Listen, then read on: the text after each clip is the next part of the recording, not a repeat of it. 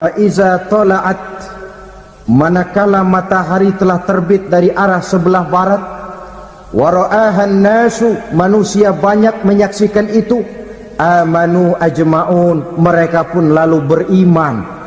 Yang tadinya kafir, yang tadinya ingkar, yang tadinya membangkang, setelah melihat matahari terbit dari sebelah barat, buru-buru beriman, berlomba-lomba mengucap dua kalimat syahadat. Tapi apa yang terjadi?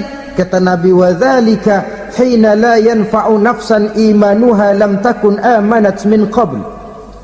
Hari itu adalah hari yang iman sudah tidak berguna lagi bagi seseorang apabila sebelumnya memang dia tidak pernah beriman. Au kasabat fi imaniha khaira, atau beriman tetapi tidak pernah melakukan kebajikan di dalam keimanannya itu. Hari yang sudah kasib, hari yang sudah terlambat, beriman tidak akan ada gunanya lagi. Ini pelajaran buat kita. Sebelum sang surya terbit dari sebelah barat, sebelum nafas sampai di tenggorokan, artinya pintu taubat masih terbuka. Kalau dua hal itu sudah terwujud, nafas sudah sampai di kerongkongan, atau matahari sudah terbit dari arah sebelah barat, tertutuplah sudah pintu taubat. Tak ada lagi gunanya pangkat, jabatan, harta, bahkan beriman pun dalam suasana macam itu too late, kata orang Kulon. Sudah terlambat. Matahari terbit dari arah sebelah barat, itu tanda besar, artinya kiamat sudah di ambang pintu. Lalu apalagi tanda besar? Munculnya Dajjal. Dajjal artinya pendusta-pendusta yang menyesatkan manusia. Ada dua macam Dajjal, saudara. Ada Dajjal kecil, ini Dajjal kelas teri. Kalau ini sejak zaman Rasulullah sudah ada itu. Tiap zaman ada. Di zaman Rasulullah misalnya ada yang bernama Aswad al-Unsi dari Yaman, ada yang namanya Musailamah al-Kazzab dari Yamamah, ada yang namanya Ibnu Sayyad dari Madinah. Ini Dajjal di zaman Rasul. Musailamatul Kazzab memproklamirkan diri jadi nabi, dia di zaman Rasul masih hidup. Ini Dajjal zaman Nabi. Di zaman sahabat muncul Dajjal. Di zaman kita sekarang ini Dajjal pun gentayangan. Dajjal kelas teri. Kerjanya mendustakan manusia, menyesatkan manusia, memalingkan manusia dari jalan yang benar dan diridhoi oleh Allah Subhanahu wa ta'ala. Adapun yang merupakan tanda besar dari datangnya kiamat, Dajjal kelas kakap, pembohong besar yang menyesatkan masyarakat manusia berpaling dari jalan Allah mengikuti jalan mereka. Apa sih ciri Dajjal itu? Kata Nabi dalam hadis Bukhari Muslim, innad dajjala, sesungguhnya yang namanya Dajjal itu yakhruju, satu saat akan muncul mendekati hari kiamat. Wa inna ma'ahu ma'an, si Dajjal ini membawa air, wa naran, dan juga membawa api. Dua simbol. Di tangan yang satu dia bawa air, di tangan yang satu dia bawa api. Wa ammal ladzi yarahu an-nasu ma'an fanarun, adapun yang orang banyak lihat air, hakikatnya adalah api. Yang dilihat api, hakikatnya adalah air. Oleh sebab itu, kalau api yang ditawarkan, ambillah air. Kalau air yang ditawarkan, pilihlah api. Maksudnya apa ini? Ini bahasa simbol, saudara-saudara. Dajjal bicaranya seolah-olah untuk kepentingan manusia. menawarkan surga. Surga yang dia tawarkan hakikatnya neraka. Hai manusia, kalau kau mau bahagia, jangan dekat-dekat dengan agama. Solat itu tidak efektif dan efisien, tidak produktif dari segi ekonomi itu. Menghadiri majelis taklim cuma buang-buang waktu. Tahajud, tasbih, tahlil, baca Quran, apa itu? Pekerjaan mubazir saja. Hidup ini cuma sekali, masa yang cuma sekali, manfaatkan dengan sebaik-baiknya. Mumpung, dibawanya sifat mumpung tetapi dalam pengertian yang sangat negatif. Bicaranya seolah-olah untuk kepentingan manusia, tetapi sebenarnya menjerumuskan manusia. Menawarkan air tapi sebenarnya api, menawarkan api tapi hakikatnya air. Buat apa kamu sholat? Buat apa kamu bayar zakat? Buat apa kamu puasa? Surga yang dicanangkan Dajjal hakikatnya neraka. Neraka yang digambarkan Dajjal pada dasarnya adalah surga. Jadi memutarbalikkan fakta itu kerjaan Dajjal. Yang hak jadi batil, yang batil dibilang hak, yang benar jadi salah, yang salah malah jadi benar. Tuntunan disuruh jadi tontonan, tontonan malah menjadi tuntunan. Itu pekerjaan Dajjal profesinya.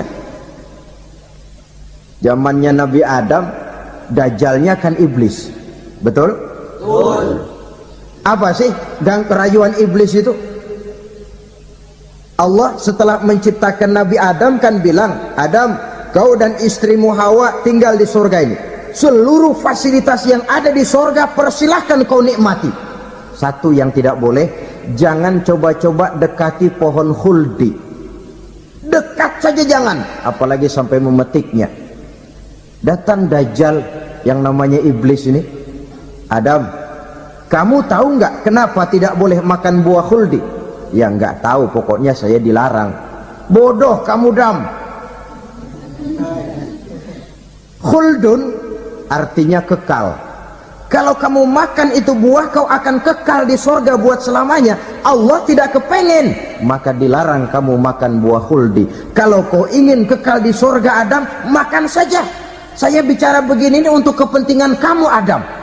Ini kan ciri-ciri Dajjal. Bicaranya sih seolah-olah untuk kepentingan Nabi Adam, hakikat sebenarnya menjerumuskan Nabi Adam supaya ingkar dan melanggar larangan dari Allah Subhanahu wa ta'ala.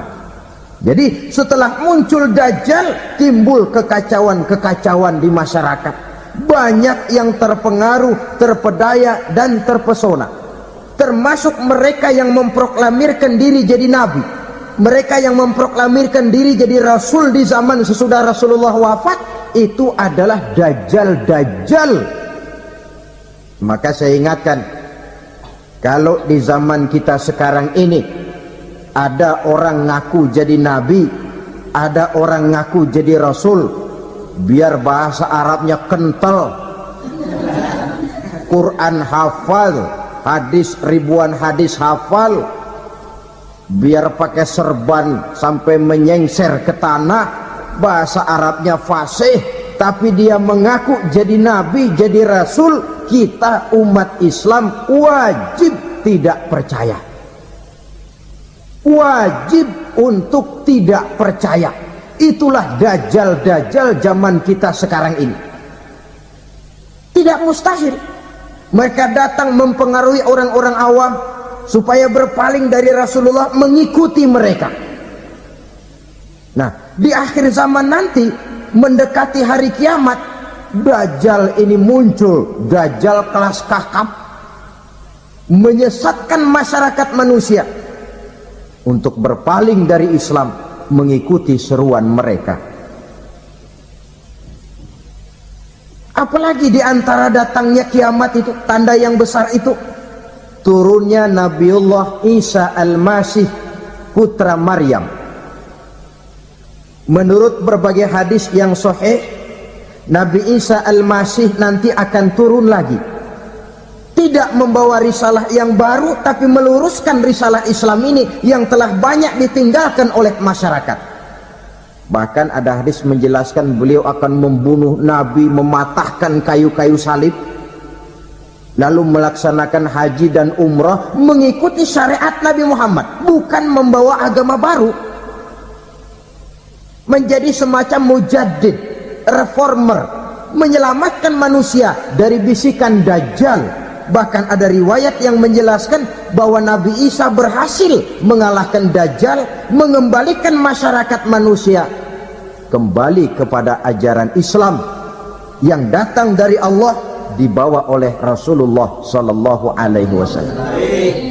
Dengan kata lain, turunnya Nabi Isa bukan sebagai nabi dan rasul baru, tetapi mengikuti syariat Nabi kita Muhammad sallallahu alaihi wasallam. Saudara hadirin, ibu-ibu hadirat yang saya hormati, kemudian apalagi di antara tanda-tanda besar akan datangnya kiamat itu? Keluarnya asap atau awan. Kata Nabi, inna min asrati sa'ah dukhanan yamla'u ma bainal masyriqi wal maghrib. Di antara tanda-tanda kiamat munculnya awan atau asap yang memenuhi antara langit dan bumi.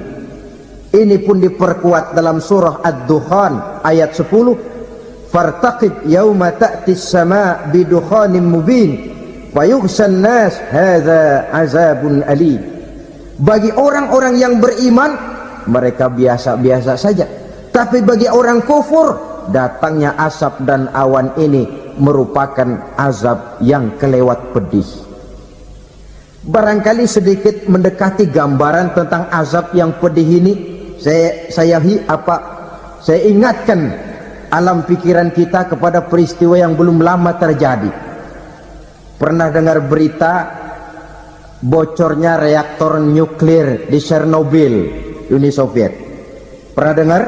Nah, bocornya reaktor nuklir di Chernobyl yang mengakibatkan ratusan bahkan sangat mungkin ribuan nyawa.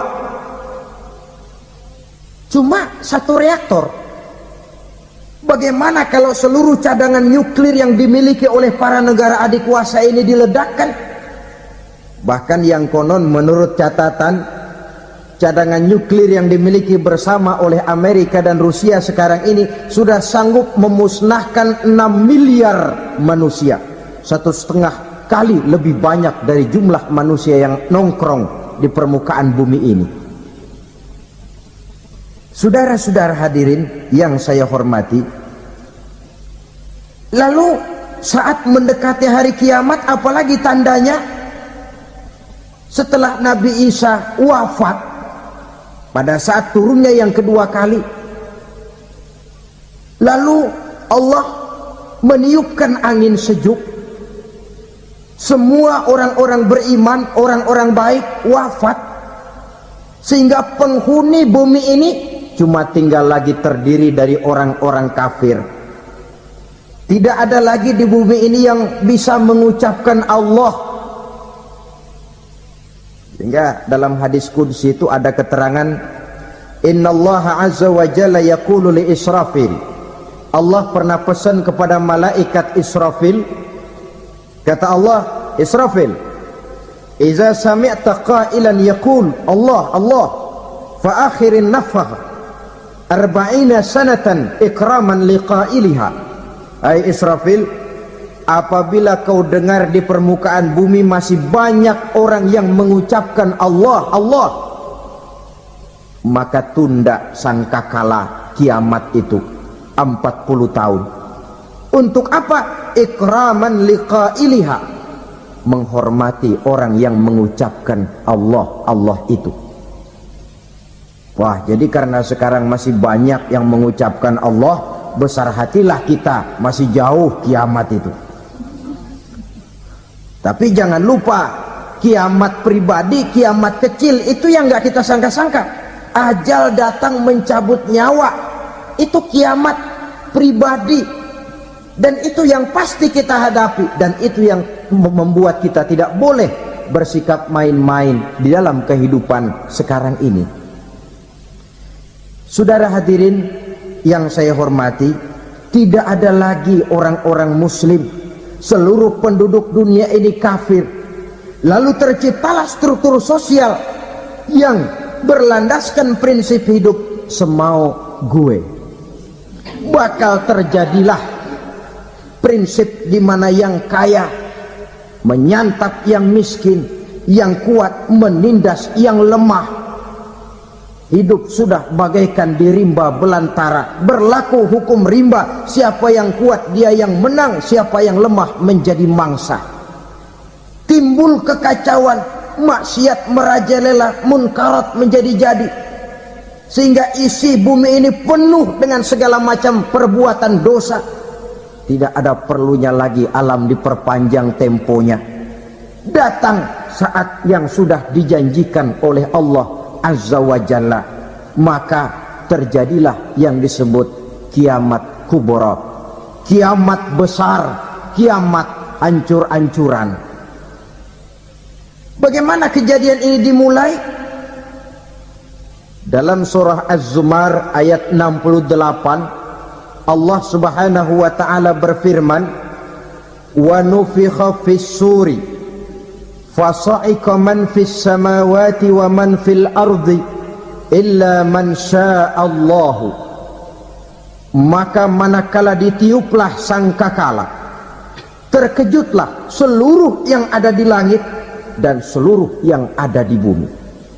Bila saat kiamat datang, Allah perintah malaikat Israfil, "Israfil, tiup sangkakalamu."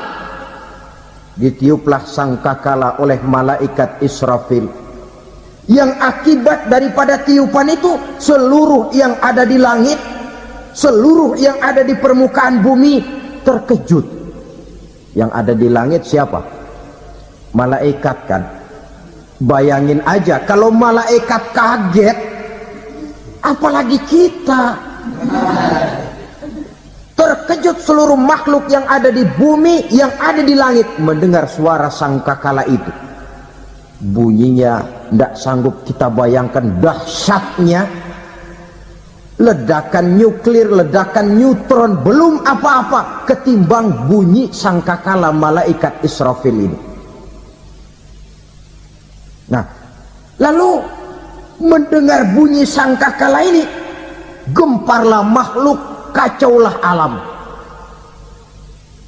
Bumi gempa, planet-planet bertabrakan, gunung meletus, air laut tumpah ke darat, angin topan bertiup, halilintar menyambar. Lalu semua yang bernama hidup mati total. Mati bareng tanpa persiapan. La haula wala quwata illa billah. Saya kadang-kadang dalam tafakur bermohon, ya Allah, mudah-mudahan saya enggak nemuin kiamat beneran. Ngeri. Tidak bisa kita bayangkan macam apa suasana seperti itu. Allah saja banyak memberikan gambaran, misalnya Al-Qari'ah, wa mal qari'ah, wa ma adraka mal qari'ah. Kejadian yang menggemparkan. Tahukah kamu apa kejadian yang menggemparkan itu? Yauma yakunun nasu kal farasil mabsus wa takunul jibalu kal ihnil manfus. Pada saat itu manusia berterbangan bagai kupu-kupu, gunung berterbangan seperti kapas ditiup angin. Gunung saja macam kapas, konon lagi manusia. Kematian total, mulai semut sampai gajah mati, jin mati, iblis mati, malaikat mati. Oh, malaikat saja mati. Saudara hadirin yang saya hormati, kematian total yang tanpa persiapan. Orang bilang, Pak, kalau mati bareng begitu yang repot malaikat maut dong ya. Cabut sana, cabut sini. Itu kalau menurut logika kita, mestinya begitu menurut logika. Tapi logika juga yang bilang nggak perlu serepot itu. Sebab untuk mematikan listrik di wilayah DKI Di wilayah Jakarta ndak perlu tiap rumah didatengin matiin ya lama. Cukup dari kantor pusatnya saja PLN tekan satu tombol, gelaplah seluruh Jakarta. Saudara hadirin yang saya hormati, kematian total. Lalu setelah kematian total, planet-planet juga mati, dalam arti tidak bergerak dan beredar. Angin mati, dalam arti tidak bertiup. Air mati, dalam arti tidak ada riak gelombang. Pokoknya semua mati. Kullu nafsin za'iqatul maut, semua yang bernafas mati. Dalam ayat lain, kullu man 'alaiha fan, semua yang ada di permukaan bumi fana, yang kekal cuma Allah Subhanahu wa ta'ala. Yang paling belakang mati malaikat maut dan malaikat Israfil, tapi mati juga sesuai dengan janji Allah. Menurut hadis Bukhari Muslim dari Abi Hurairah, masa tenggang waktu antara kematian total pada tiupan sangkakala pertama dengan proses kebangkitan pada tiupan sangkakala kedua 40 lamanya. Tidak dijelaskan oleh Abi Hurairah 40 jam, apa 40 hari, apa 40 tahun.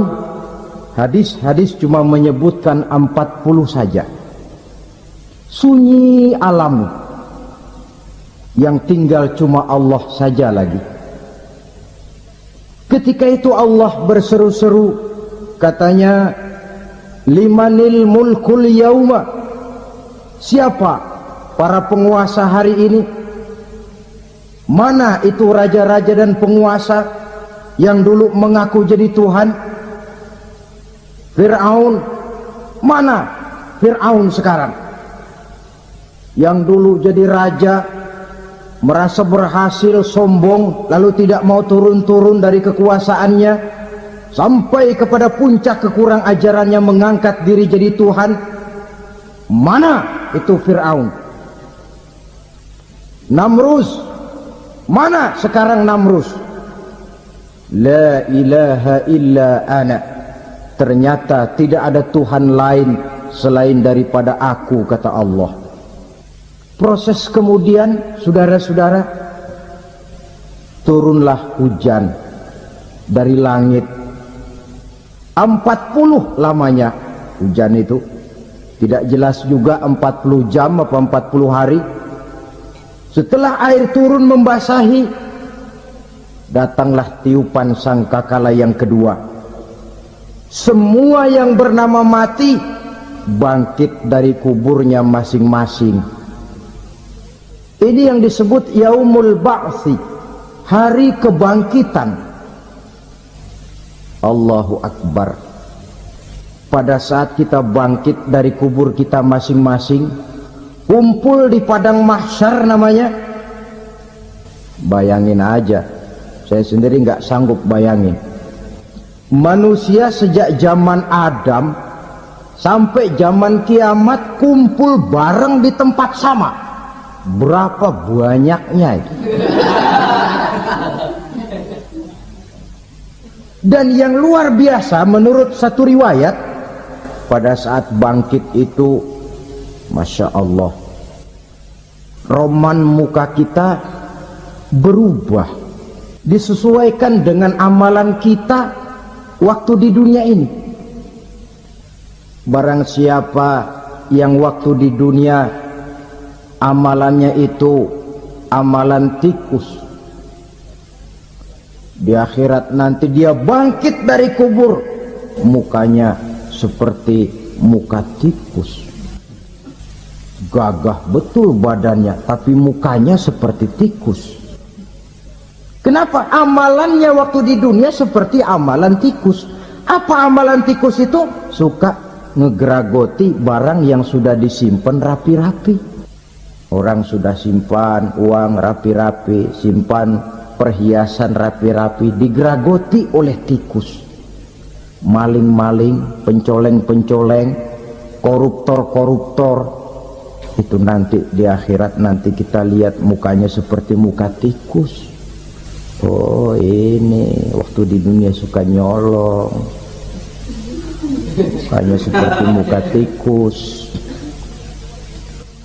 Barang siapa yang waktu di dunia ini amalannya itu amalan macan, dia akan bangkit nanti mukanya seperti muka macan. Apa amalan macan? Macan itu amalannya menang-menangan. Orang yang mau menang saja nggak mau mengalah. Coba lihat di hutan. Kenal hutan nggak? Nah.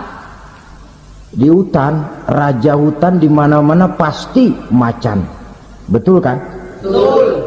Padahal hutan belum pernah bikin pemilihan umum. Tapi macan tidak peduli ada pemilihan umum apa tidak, pokok saya raja. Sebab apa? Macan jadi raja itu bukan karena benar, tapi karena kuat jadi raja. Setelah dia jadi raja, rakyat hutan yang mesti dilindungi malah dimakan oleh raja macan. Kambing rakyat hutan dimakan oleh macan. Ayam rakyat hutan dimakan oleh macan. Itu nanti kita lihat di akhirat itu mukanya seperti muka macan, gagah betul. Lalu barang siapa yang di dunia ini amalannya itu seperti amalan anjing, nanti dia punya muka seperti muka anjing. Apa amalan anjing? Pertama, anjing itu kalau disuruh jaga rumah dia tidak bisa membedakan mana maling mana tamu. Biar yang datang maling kalau bawa tulang, anjing kalem. Yang kedua, anjing itu akan setia kepada siapa saja yang memberinya roti.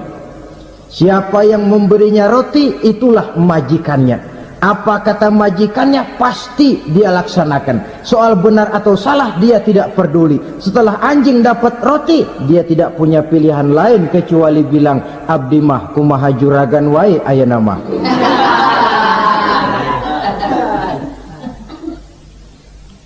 Saudara hadirin yang saya hormati,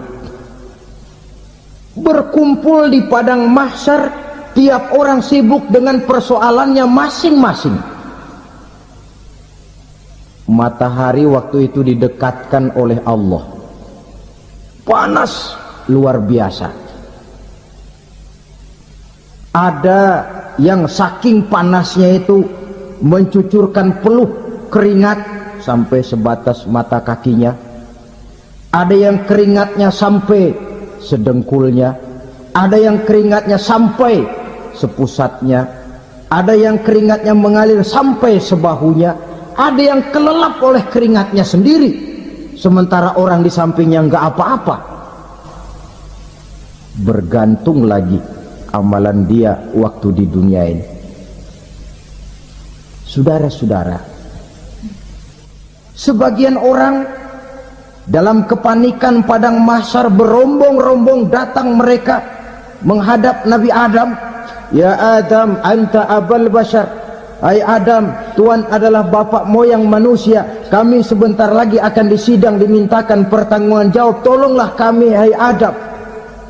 Kata Nabi Adam, jangankan nolongin sampean, saya sendiri tanggung jawab di hadapan Allah. Ketika dulu tidak boleh makan khuldi, saya serobot. Sudahlah, urus diri masing-masing saja, nafsi. Begitu kata Nabi Nuh, begitu kata Nabi Ibrahim. Tiap orang bertanggung jawab sendiri-sendiri. Ketika itulah saudara-saudara, nikmatnya menjadi umat Nabi besar Muhammad sallallahu alaihi wasallam. Sebab apa? Walaupun menurut abjad kita ini umat paling belakang, kan paling belakang kita ini toh, karena Nabi Muhammad adalah Nabi akhir. Tapi akan dihisap lebih dulu, lewat di atas sirat lebih dulu, masuk surga lebih dahulu ketimbang umat-umat belakangan. Ketika Rasul mendekati ajal, beliau tanyakan itu kepada malaikat Jibril. Malaikat Jibril berkata, Muhammad jangan khawatir, Allah sudah berjanji, inni haramtul jannata ala sairil anbiya hatta tadkhulaha anta wa haramtuha ala sairil umami hatta tadkhulaha ummatuka. Surga aku haramkan buat seluruh nabi kecuali kalau engkau Muhammad sudah masuk ke dalamnya, dan surga aku haramkan buat seluruh umat kecuali kalau umatmu Muhammad sudah masuk ke dalamnya. Logikanya, walaupun menurut abjad kita umat paling belakang, bakal dihisab paling dulu, lewat di atas sirat paling dulu, masuk surga paling dulu, kalau mampir ke neraka juga paling dulu. Ya resiko. Jangan mau enaknya aja paling dulu. Saudara hadirin yang saya hormati, setelah masa kebangkitan itu jangan dikira begitu bangkit langsung diperiksa, masih menunggu menanti ribuan tahun perhitungan padang mahsyar untuk sampai kepada proses yang disebut yaumul hisab, hari perhitungan. Seorang demi seorang bakal dipanggil. Bayangkan saja, kita se-RT saja di absen, kadang-kadang perlu waktu lama. Ini manusia sejak zaman Nabi Adam sampai datang hari kiamat, satu demi satu disidang di hadapan Qadhi Rabbul Jalil. Status sosial copot sudah waktu itu. Yang pernah jadi hartawan di situ tidak lagi kelihatan kehartawanannya. Yang pernah jadi jenderal tidak lagi dipanggil jenderalnya. Yang ustadz tidak lagi dipanggil al-mukarramnya. Seluruh status sosial selesai. Dipanggillah kita seorang demi seorang menghadap Qadhi Rabbul Jalil. Bagaimana proses penghisaban itu? Pertama, proses tanya jawab. Di antaranya ada hadis menyatakan, lan tazula qadama 'abdin yaumal qiyamah hatta yus'ala an arba'i khisalin. Besok di hari kiamat tidak akan bergeser telapak kaki seorang hamba sampai dia ditanya lebih dulu tentang 4 persoalan. Tentang ilmunya, kemana ilmu itu diamalkan. Tentang umurnya, di mana umur itu dihabiskan. Tentang masa mudanya, kemana masa muda itu dipakai. Tentang hartanya, dari mana harta itu didapat dan kemana harta itu dibelanjakan. Ini termasuk proses tanya jawab. Jadi kalau istilah pengadilan dunia, nama Fulan bin Fulan. Kamu waktu di dunia diberikan umur panjang untuk apa? Pernah mengalami masa muda, kemana kau habiskan masa remajamu? Kau diamanahkan ilmu, dengan apa ilmumu kau amalkan? Kau diberikan harta, dari mana harta kau dapat, kemana kau belanjakan? Tak seorang pun yang bisa mungkir. Sebab apa? Dikala itu yang menjadi saksi bukan orang. Yang menjadi saksi adalah seluruh anggota badan kita. Tangan bicara, kaki jadi saksi terhadap seluruh amalan yang pernah kita kerjakan pada saat kehidupan di alam dunia ini. Selesai proses tanya jawab, lalu diperlihatkan buku catatan kita waktu hidup di dunia ini. Jangan lupa, Allah itu menyiapkan 2 superkomputer kepada kita. Sebelah ditempelin sebelah kanan, yang sebelah tempelin di sebelah kiri. Komputer itu namanya Raqib dan Atid. 2 malaikat yang apabila baik kita lakukan, refleks saja akan menulis kebajikan kita. Jahat kita kerjakan, akan tertulis. Catatan itu nanti diperlihatkan kepada kita. Waduh, alangkah malunya pada saat diperlihatkan catatan kita, buku rapot kita merah melulu. Barangkali diperiksa sambil diomelin, brengsek lo. Buku merah melulu begini, bagaimana waktu hidup di dunia? Tidak cukup diperlihatkan buku catatan kehidupan, rekaman kehidupan. rekaman kehidupan kita secara utuh sejak terlahir sampai ajal datang merenggut nyawa. Barangkali mirip dengan video sekarang ini, di mana terekam dengan baik seluruh kegiatan kita sejak yang sekecil-kecilnya sampai kepada yang sebesar-besarnya, untuk kemudian kita pun menerima balasan. In khairan fa khairun wa in syarran fa syarrun. Kalau baik ya baik balasannya, kalau jahat ya jahat juga balasannya. Catatan-catatan kita diberikan.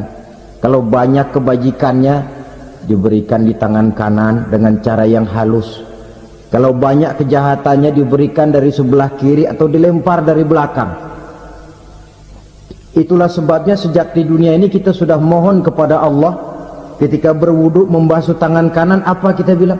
Allahumma a'tini kitabi biyamini wa hasibni hisaban yasira. Ya Allah, berikan saya kitab di tangan kanan, dan kalau saya memang perlu dihisab, hisablah saya yang seringan-ringannya. Tangan kiri berlindung kita kepada Allah, jangan sampai diberikan kitab di tangan kiri atau dari arah sebelah belakang. Wa a'udzubika an tu'tiya kitabi bishimali aw min wara'i zuhri, dari arah sebelah belakang. Na'udzubillah min dzalik. Setelah selesai lewat proses penghisaban, lewat mizan, timbangan, maka yang sudah selesai dihisab itu bergeraklah menuju sirat, jembatan yang terbentang menuju surga melalui neraka. Saudara-saudara, panjangnya perjalanan sirat itu memakan waktu ratusan tahun. Tetapi orang yang lewat di atas sirat pun macam-macam, bergantung amalannya ketika di dunia ini. Ada yang lewat di atas sirat itu kal barqil khatib, seperti kilat yang menyambar, lep, sudah sampai dia di surga. Cepat bukan main. Ada yang lewat di atas sirat itu seperti orang lari-lari. Ada yang lewat di atas sirat itu seperti orang jalan biasa. Ada yang sambil merangkak, ada yang sambil ngesor, ada yang sambil gelayutan. Ada yang selamat sampai ke ujung ke surga, ada yang tergelincir jatuh masuk ke dalam neraka, bergantung amalannya dalam kehidupan di dunia sekarang ini. Tiap kita akan melewati yang namanya sirat ini. Saudara-saudara kaum muslimin yang saya hormati, dengan demikian mereka yang selamat melalui sirat sampai ke terminal akhir surga, mereka yang ketika dihisab ternyata banyak kejahatannya daripada kebaikannya, mereka singgah di dalam neraka. Nah, adapun orang-orang yang beriman menurut ayat Quran dan hadis Nabi itu nanti ada bermacam-macam. Ada orang beriman itu yang dimasukkan surga. Ada orang beriman itu yang dimasukkan ke dalam surga. Ada orang beriman itu yang disebut penduduk surga. Kenapa lain-lain, Pak? Karena waktu di dunia amalannya juga lain-lain. Ada orang beriman yang masuk surga. Ini paling murah tiketnya. Mau masuk surga? Kata Nabi begini, ma min abdin qala la ilaha illallah thumma mata ala dhalik illa dakhalal jannah. Kalau seorang hamba sudah mengucap dua kalimat syahadat, dia yakin dengan kebenaran kalimat itu sampai matinya, orang itu akan masuk surga. Abi Dzar yang waktu itu diajak bicara heran, ya Rasul kok gampang betul? Iya, walaupun orang itu mencuri, iya, walaupun orang itu berzina, iya, biar dia mencuri, biar dia berzina, kalau dia sudah mengucap 2 kalimat syahadat, dia yakin dengan kebenaran kalimat itu sampai matinya, itu orang akan masuk surga. Jadi masuk surga cukup 2 kalimat syahadat, yakin sampai mati, masuk surga. Itu perkara masuk. Tapi kalau pertanyaannya diterusin, masuknya kapan Pak? Nah, ini lain lagi urusannya. Sebab ada yang masuknya itu langsung, ada yang mampir dulu.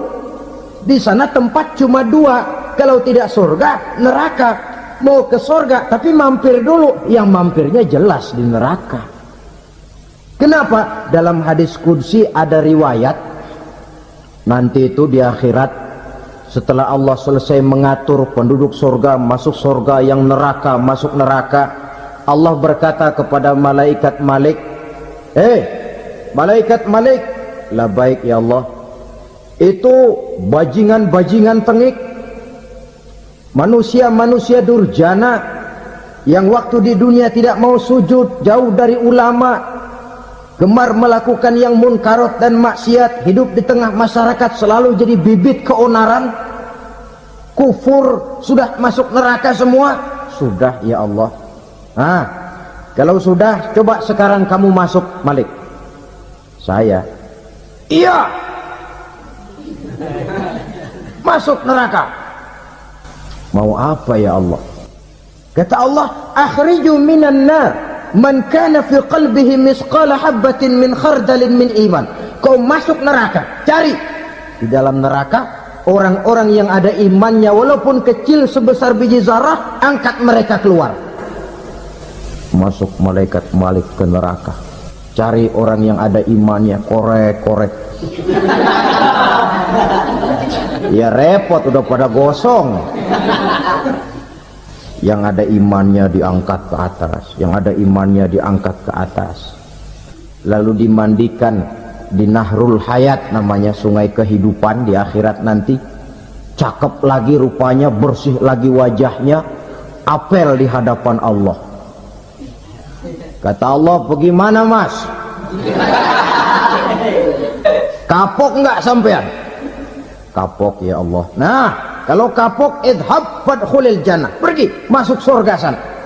Berangkat mereka ke surga, ketemu sama teman-temannya yang udah sampai lebih dulu, yang nggak pakai mampir lagi. Terjadi dialog. Kata teman-temannya yang udah pada nyampe duluan, mas, iya, emang baru sampai? Saya baru sampai. Memang mampir di mana dulu mas? Kita sudah lama sampai di surga. Saudara buka surah Al-Muddatsir ayat 34-35. Ma salakakum fis saqar?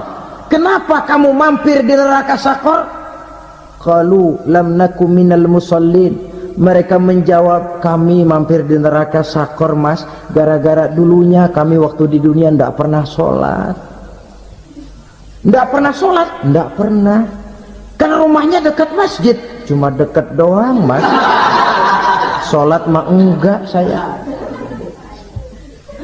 Enggak pernah ngasih makan fakir miskin, enggak pernah hadir di majelis taklim, pendeknya enggak pernah melakukan kebajikan, maka saya pun mampir di neraka Saqar.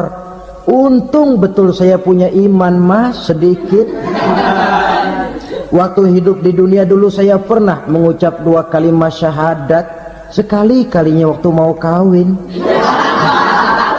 Masya Allah, untung saja kawin, kalau nggak kawin polos.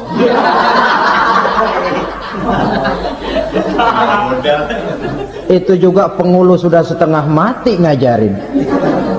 Asyhadu alla, asyaduaan, asyaduaan. Ini namanya masuk surga, ada mampir dulu. Ada pula orang mukmin itu yang dimasukkan surga. Namanya dimasukkan kan terima beres. Saya masuk ke rumah, jalan sendiri, cari tempat sendiri. Saya dimasukkan ke dalam rumah, terima beres, pokok ada di dalam, itu dimasukkan namanya. Nggak pakai mampir. tapi tentu tiketnya lebih mahal ketimbang yang pertama tadi. Apa kata Allah? Innal ladzina amanu wa amilus solihat la ukaffiranna anhum sayyi'atihim wa la udkhilannahum jannah. Sesungguhnya orang-orang yang beriman kemudian beramal soleh, kami hapuskan segala dosa dan kesalahannya, kami masukkan mereka ke dalam surga. Lihat ayatnya, Allah yang memasukkan, kita yang dimasukkan. Tidak pakai transit, tidak usah mampir. Cuma tidak cukup syahadat, tidak cukup amanu, tapi diiringi dengan wa amilus sholih. Iman, amal. Tidak cukup syahadat, lalu dibuktikan dia sholat, dia zakat, puasa, lalu dia melakukan berbagai macam kebajikan. Ini yang menyebabkan dia tidak pakai mampir di tempat yang bernama Sakor. Lalu ada pula orang mukmin itu yang disebut penduduk sorga. Wah, ini sudah VIP ini. Ashabul jannah, penduduk sorga.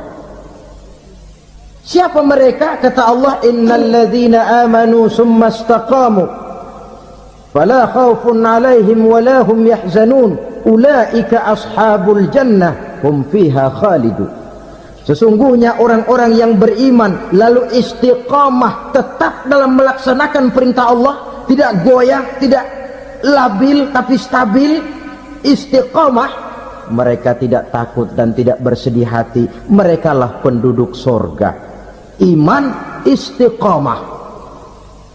Tidak punya duit, sembahyang. Banyak duit, sembahyang. Miskin, sembahyang. Kaya, tetap sembahyang. Istiqamah. Kadang orang kalau susah rajin ke masjid, banyak duitnya ngelihat masjid melengos. Itu yang dibilang waktu miskin hamba Allah, setelah kaya jadi hamba harta. Bergeser, tidak ada nilai istiqomahnya. Saudara-saudara, dengan begitu penduduk neraka itu dua. Ada penduduk permanen, ada penduduk yang semi permanen. Yang semi permanen orang-orang beriman yang mempunyai dosa besar. Mereka masuk ke neraka untuk menerima azab sesuai dengan dosanya. Bila selesai masa azab itu, mereka akan diangkat untuk ditempatkan kembali ke dalam surganya Allah Subhanahu wa ta'ala. Nah, dikala itulah saudara-saudara, ada yang disebut syafaat dari Rasulullah Sallallahu Alaihi Wasallam.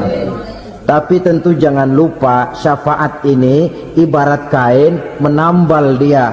Kita punya kain bolong-bolong sedikit, syafaat yang menambal.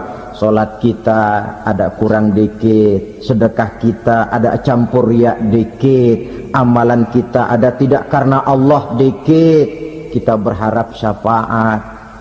Jadi biarlah kain masih bolong-bolong, yang penting punya kain. Tapi kalau kainnya tidak ada, yang ditambal apanya? Sholat tidak, puasa tidak, zakat tidak, berharap syafaat saja, ya, terlalu berlebihan itu. Saudara hadirin yang saya hormati, apabila selesai proses penghisaban, proses penghitungan, maka dikala itulah manusia terbagi dalam dua kelompok besar. Fariqun fil jannah wa fariqun fis sa'ir. Sekelompok orang-orang beruntung yang masuk ke dalam surga, dan sekelompok lagi masuk ke dalam neraka. Kalau kita mengaku dan memproklamirkan diri sebagai umat Nabi Muhammad, sebagai pengikut beliau, apa sih identitasnya, ciri-cirinya? Inilah yang akan kita bicarakan pada kesempatan ini, bersumber dari surah Al-Fatah ayat 29. Allah Subhanahu wa ta'ala menjelaskan Muhammadur Rasulullah, bahwa Nabi Muhammad itu adalah utusan Allah, pesuruh Allah. Walladzina ma'ahu, dan orang-orang yang bersamanya, orang yang mengikuti ajarannya, para sahabatnya, kita ini para pengikutnya, mempunyai ciri atau identitas. Dalam ayat ini ada 5 ciri yang dijelaskan. Pertama, asyidda'u 'alal kuffar. Pengikut Nabi Muhammad bersikap tegas kepada orang-orang kafir. Apa artinya tegas di sini? Saudara-saudara, tegas di sini artinya bukan main marah-marahan, tidak ngajak berkelahi, bukan juga menantang perang. Tegas di sini artinya mempunyai prinsip, mempunyai garis yang nyata di dalam keyakinan beragama. Garisnya apa? Tidak lain, lakum dinukum waliyadin. Bagi Tuhan agama Tuhan, bagi kami agama kami. Silahkan Tuhan melaksanakan agama Tuhan, kami akan melaksanakan agama kami. Kami menghormati Tuhan, Tuhan pun menghormati kami. Tetapi soal agama tidak usah dicampur adukkan.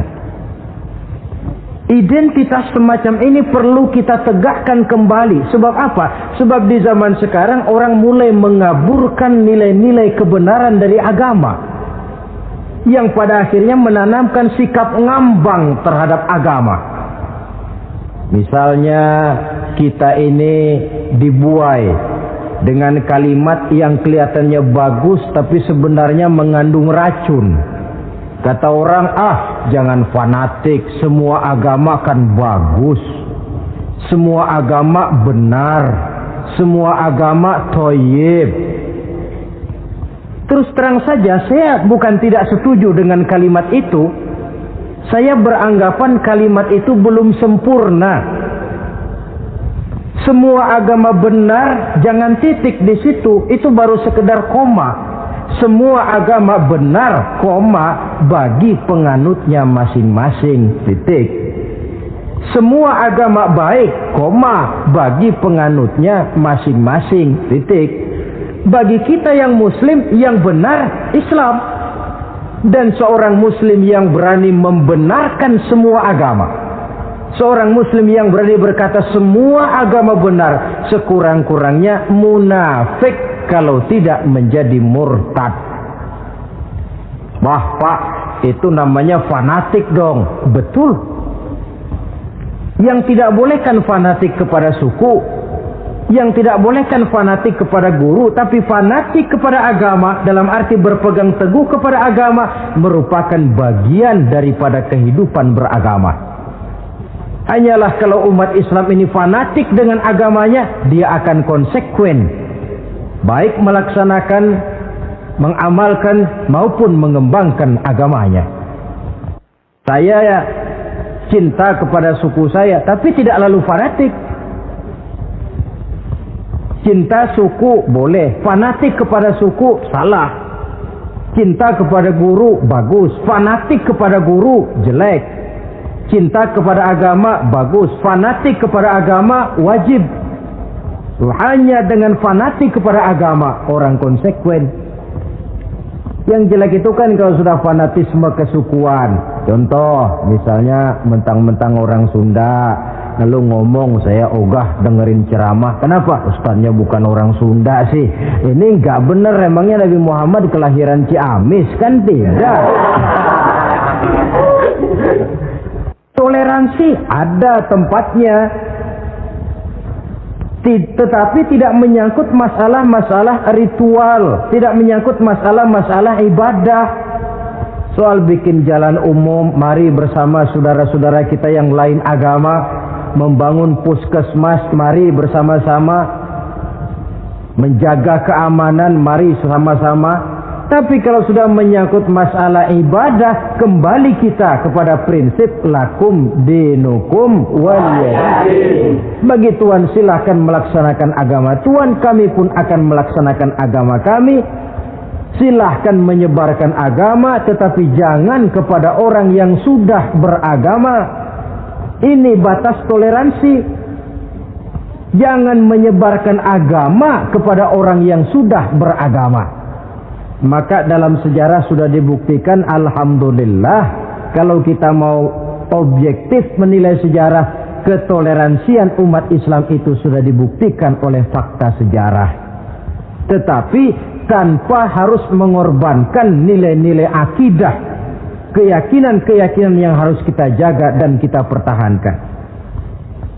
Taruhlah kita sekarang masih disanggup berkata dan berpendirian semacam itu. Anak kita, keturunan kita, generasi yang akan datang, jikalau ditanamkan rasa ngambang terhadap agama, lambat laun akan makin tipis nilai-nilai religius itu melekat di dalam jiwanya. Dan akibatnya akan rawan kemajuan macam apapun, modernisasi macam apapun, kalau sudah terlepas dari kaitan kehidupan beragama, tidak akan banyak menolong untuk mensejahterakan umat manusia. Asyidda'u 'alal kuffar, bersikap tegas kepada orang-orang kafir. Ini sikap yang pertama, identitas yang pertama.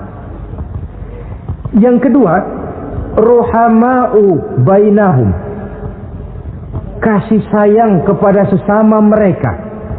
Kalau kepada orang kafir tegasnya bukan main, tapi kembali ke dalam, kembali kepada sesama muslim, kasih sayang setengah mati. Saling asah, saling asih, saling asuh, saling mengalah buat kepentingan yang lain. Ini sudah dicontohkan dalam sejarah ketika Rasulullah dan para sahabat hijrah ke Madinah. Orang Madinah yang menyambut kedatangan orang Makkah itu kan disebut Ansor. Betul apa betul? Lah orang Makkah ini yang hijrah ke Madinah disebut kaum Muhajirin. Apa orang Madinah menyambut kedatangan orang Makkah itu mentang-mentang orang asli Madinah lalu tolak pinggang? Kamu kemari pendatang ya, awas jangan bertingkah. Tidak. Masing-masing malah mencari saudara. Karena apa? Persaudaraan dalam Islam diikat dengan akidah. Artinya ini dari manapun orang datang, apapun warna kulitnya, bahasa apapun yang dia pakai, jikalau akidahnya sama, dia saudara kita. Hadirin, terus terang saja ya. Banyak orang-orang yang tidak senang kalau melihat umat Islam sampai bersatu. Maka segala macam cara mereka lakukan agar kita jangan bersatu. Terang-terangan menghantam Islam, tidak mungkin orang berani. Kenapa? Saya pikir sebodoh-bodohnya umat Islam, dia masih fanatik sama agamanya. Dia masih sanggup bilang, "Mas, gue emang gak sembayang, tapi agama gue lu hina, gue bacok lu."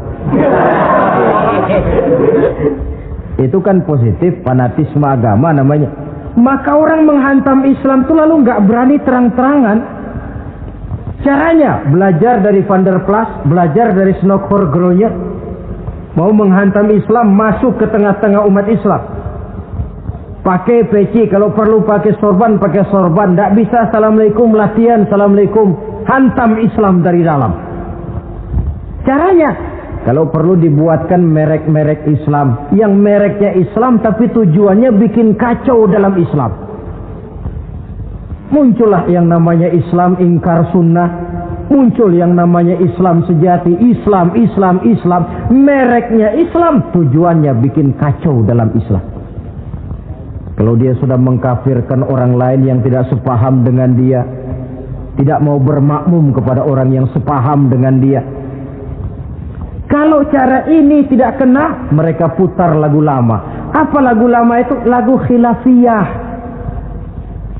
Lagu lama itu supaya kita sengketa sesama kita, mempersoalkan hal-hal kecil. Waktu terbuang, energi habis untuk mempermasalahkan hal yang tak pernah kunjung selesai. Sering kejadian toh di kampung-kampung. Yang satu pakai usolli, yang satu tidak, lalu pisah RT. Yang satu azan sekali Jumatan, yang satu 2 kali, lalu bangun masjid lagi.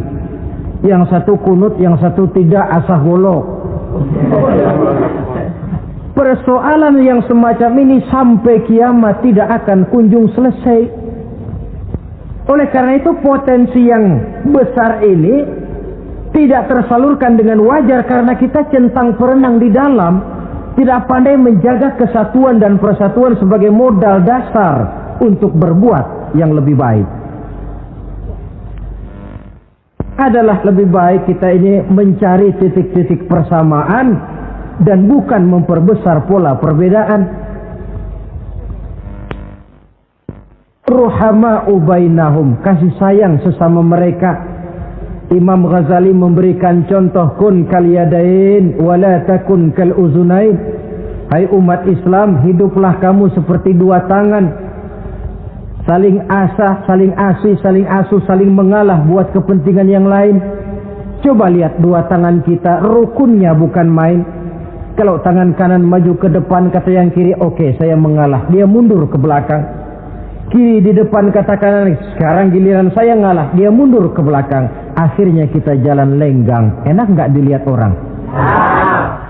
Coba kalau nggak ada yang mau ngalah, tangan kanan ke depan, kata yang kiri, gue juga bisa, dia ke depan lagi. Depan kayak robot kita jalan. Lalu mekanisme kerjanya, tangan kanan kerjanya bagus-bagus toh. Salaman tangan kanan, tanda tangan tangan kanan, hitung duit tangan kanan, ambil kue tangan kanan. Kiri nggak pernah protes, tahu posisi. Memang tugas saya bidang pembersihan, ya pembersihan saja dilakoni.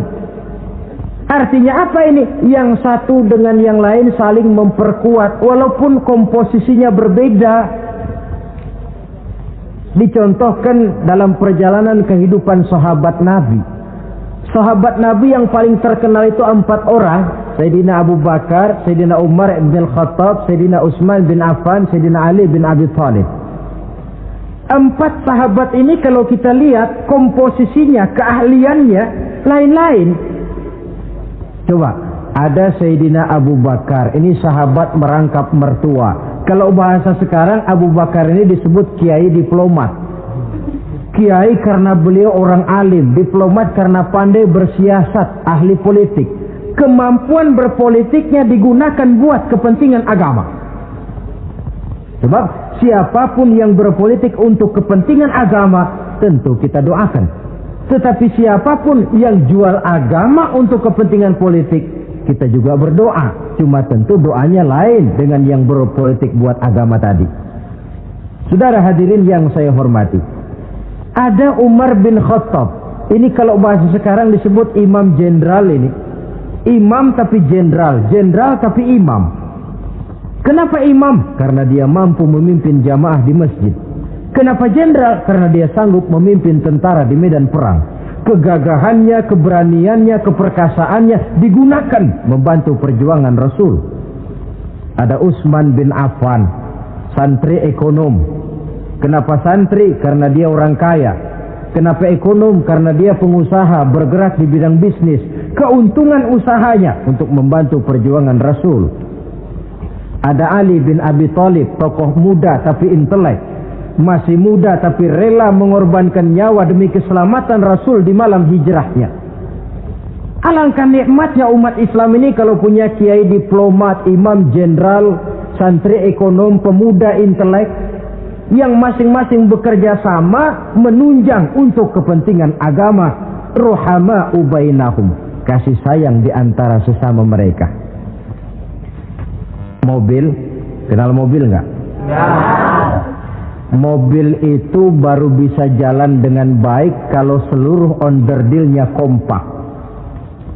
Kalau yang satu sudah merasa dirinya lebih penting dari yang lain, alamat mobil udah deket mogok.